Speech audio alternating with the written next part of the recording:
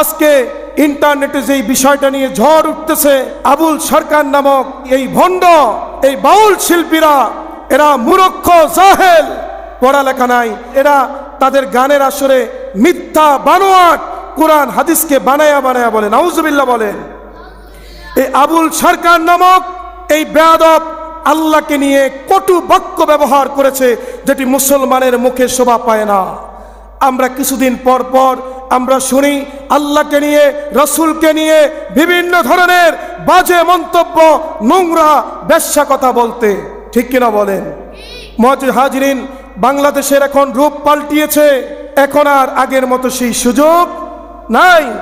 আল্লাহ রসুলকে নিয়ে, আল্লাহকে নিয়ে যারা বাজে কথা বলবে, আল্লাহ রসুলের আকাশচুম্বী মর্যাদা, ওয়ারাফা'না লাকা যিকরাক, হাবিব আপনার শানকে বাড়িয়েছি, আল্লাহ তার হাবিবের শানকে আকাশচুম্বী করেছেন, তার হাবিবের সার্টিফিকেট আল্লাহ নিজেই দিয়েছেন সূরাতুল কালামের 4 নম্বর আয়াতে, ওয়া ইন্নাকা লাআলা খুলুকিন আযীম, হাবিব আপনাকে আমি উত্তম চরিত্রের, আপনাকে আমি সুমহান আদর্শ স্বরূপ প্রেরণ করেছি।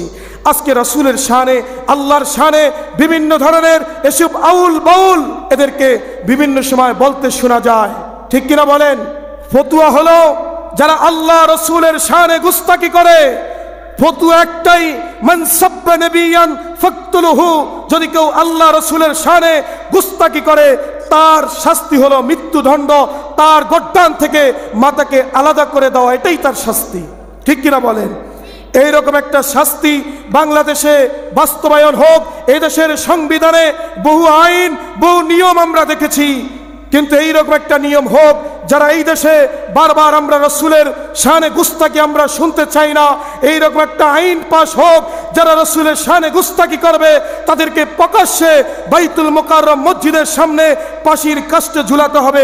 কে কে চাই? নারে তাকবীর, নারে তাকবীর। এইরকম আইন হওয়ার দরকার আছে না নাই? এই আউল বাউল এদেরকে এই দেশে নিষেধ করতে হবে। আজকে এই ভণ্ডদের জন্য আজকে হক্কানি পীর মাশায়েখরা আজকে কলুষিত, ঠিক কিনা বলেন? এই দেশে নবী রাসূল আসে নাই, এই উপমহাদেশে যারা দ্বীনের দাওয়াত দিয়েছেন, সরসিনা, পুরপুরা, জৌনপুর, আল্লাহর ওলিরা, আজকে হক্কানি ওলিরা কলুষিত।